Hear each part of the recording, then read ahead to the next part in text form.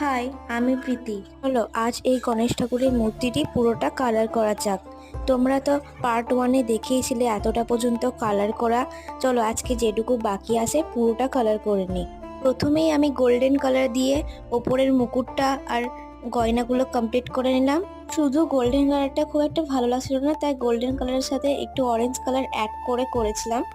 আর গণেশ ঠাকুরের পাশে যে বালিশটা রয়েছে সেটাতে অরেঞ্জ আর একটু রেড কালার করে নিয়েছিলাম।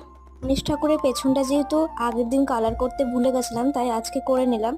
যে অংশটি বাকি আছে সেটার উপর আমি পিঙ্ক কালার করে নিলাম।